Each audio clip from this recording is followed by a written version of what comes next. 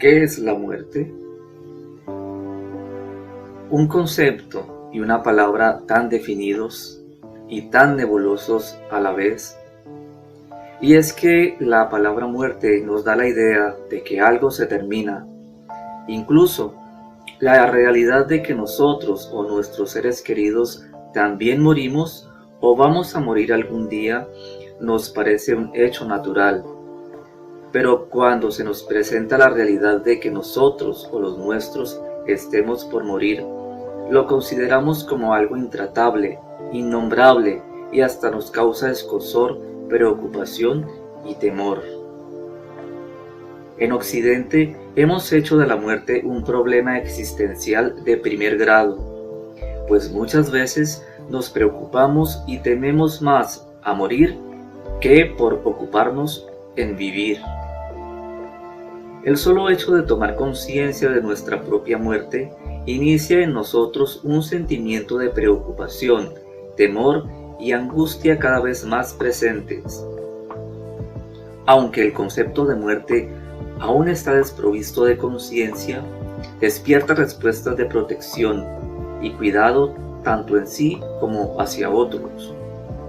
Este hecho conlleva que la pena por nuestra muerte y sobre todo por la muerte de los demás sea cada vez más fuerte y dramática.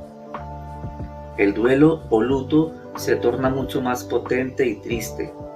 Por ende, hablar de la muerte, la posibilidad de morir, cómo nos gustaría morir y cómo nos prepararemos para morir, son aún un tabú en nuestra cultura. Aunque sí, por mecanismo psicohemobiológico de supervivencia, en los momentos en que nuestra vida peligra se viven sentimientos de angustia y de terror. Y esto es absolutamente natural y normal, pero es diferente vivir una situación límite a estar temerosos por morir a diario. En otras culturas, ya desde niños, el tema de la muerte está tan presente en la educación, en las conversaciones, en los ritos, en la vida misma, que se entiende que la muerte forma parte de la vida y ambas están perfectamente integradas. En distintas culturas orientales, el concepto de la muerte suele ser menos dramático y temible como en Occidente, aunque también se vive el dolor de la separación como sentir natural en el ser humano, pero en general el concepto de que podemos reencarnar brinda una posibilidad de manejar el duelo de manera más elaborada.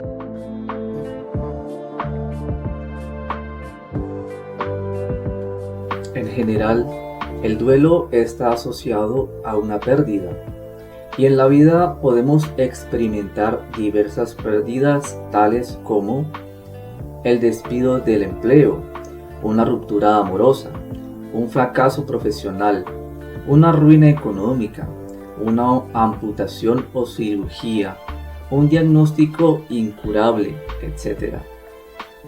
Todo ello nos puede hacer sufrir síntomas idénticos a los de un proceso de duelo, sin que se haya padecido la muerte de un ser querido.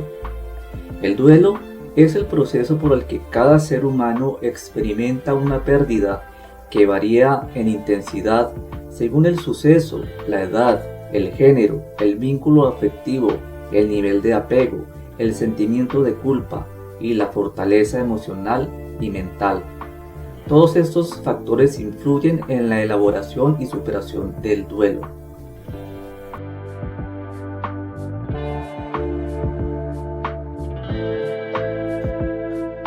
Generalmente se han definido 5 etapas variables y aleatorias por las que todos podemos pasar durante un proceso de duelo o luto. Una de ellas es la negación inicial frente al suceso, que puede causar consternación. Seguidamente puede haber enojo, ira y culpa por la impotencia o por lo injusto que nos parece la muerte. El tercero puede ser la tristeza y el dolor como mecanismo propio del ser humano. El cuarto puede ser la negociación entre la aceptación de la pérdida. Y la quinta, la aceptación de la muerte. En el proceso de duelo o luto hay que tener en cuenta algo muy importante, y es la culpa que puede sentirse frente a la muerte del fallecido, por nunca habérsele dicho algo que debía decírsele, o por haber dejado de hacer o de ayudársele, o por haberle causado algún menoscabo o perjuicio. Todos esos motivos para sentirse culpables harán exacerbar más el dolor emocional por el fallecimiento. También recordemos que sistémica y holísticamente estamos integrados e implicados en una dinámica de pertenencia y codependencia mutuas, y cada quien desempeñamos un rol, sea mínimo o muy significativo, en la vida de los otros y en el sistema familiar y comunitario. Entonces, en este orden de ideas, cualquier persona que se va del sistema hará falta en su implicación y en el rol que éste desempeñaba. Por ello es que también se sienten ira, rabia y sentimientos de injusticia, porque el fallecido ha dejado de cumplir con ese rol, pequeño o grande, que hacía parte de la dinámica de la vida del sobreviviente.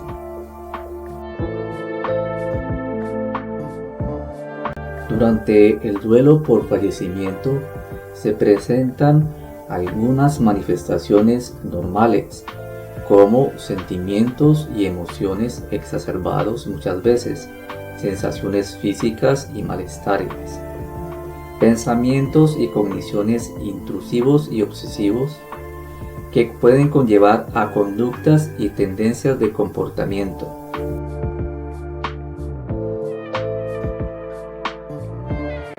El duelo por fallecimiento puede durar entre 2 a 24 semanas, pero más allá de ese periodo es posible que se dé un caso de depresión crónica con duelo patológico. Los tipos de duelo suelen ser el duelo bloqueado, el duelo congelado, el duelo enmascarado, el duelo crónico,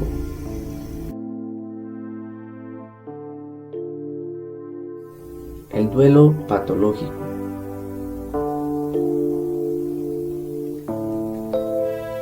y el duelo anticipado.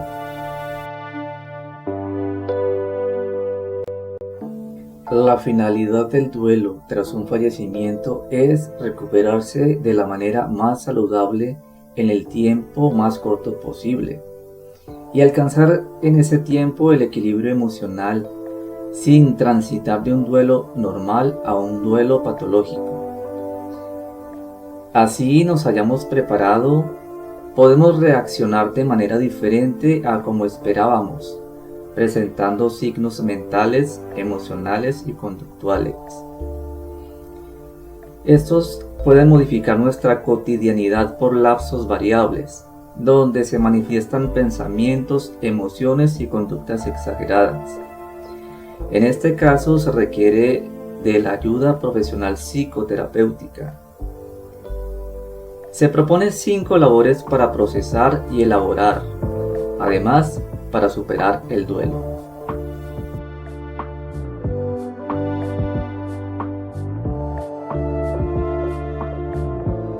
La primera labor consiste en afrontar y aceptar el suceso de la pérdida.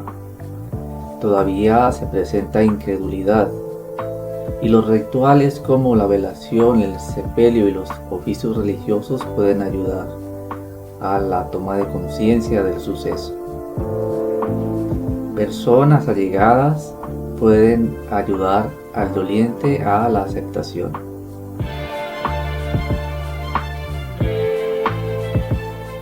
La segunda labor consiste en reconocimiento del dolor y las emociones que se viven. El dolor depende del significado y el apego que se tiene en cuanto a la relación con el fallecido, y presenta diferentes y graduales emociones. y es muy importante identificar dichas emociones.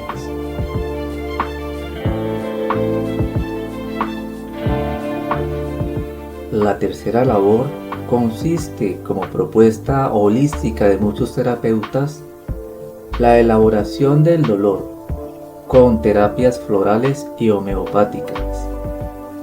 Las terapias florales están sugeridas para aquellos impactos y estadios emocionales, y las terapias homeopáticas, aunque también pueden ayudar a elaborar el campo emocional, se sugieren en potencias mentales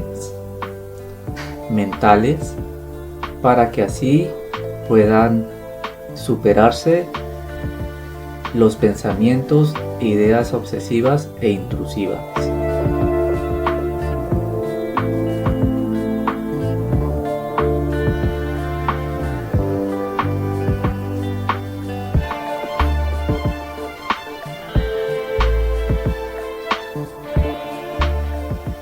La cuarta labor consiste en adaptarse a la ausencia del fallecido. El fallecido influía en áreas de la vida del sobreviviente, en las áreas internas y personales, en las áreas externas y sociales, y en las áreas de influencia transpersonal.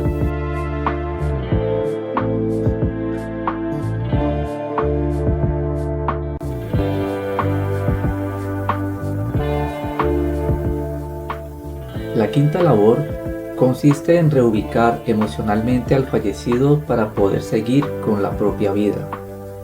Y esto puede entorpecerse por el nivel de apego que el doliente tenía con el fallecido.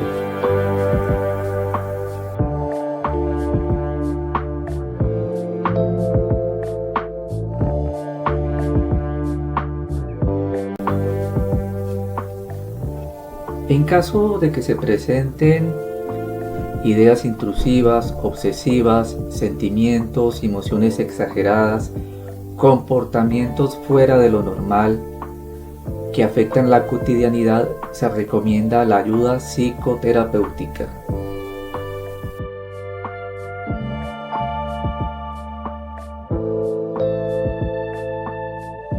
En el ser humano, la muerte es una dinámica de su existencia, con componentes físicos, metafísicos, holísticos, ecológicos y naturales. La muerte aparentemente es la finalización de la vida, pero en realidad es un retorno al ciclo de recomienzos y reordenamientos de los planes del alma, para los nuevos juegos de roles, para saldar cuentas, para las nuevas misiones de vida y para las nuevas misiones de amor. La muerte permite la circulación de materia y de energía en el ciclo natural de la renovación de la vida. Normalizar conscientemente la realidad de que nacemos y morimos cíclicamente puede facilitarnos la aceptación y la elaboración del duelo o luto. Además, si le otorgamos al concepto de la muerte la posibilidad de una transición a un plano de existencia y de conciencia, en donde se aplique lo aprendido en la vida física, en donde el cuerpo físico ya ha cumplido su misión y su rol. Yo soy Edu Antón. Esto es Orientándonos Responde. Y te espero en un próximo capítulo.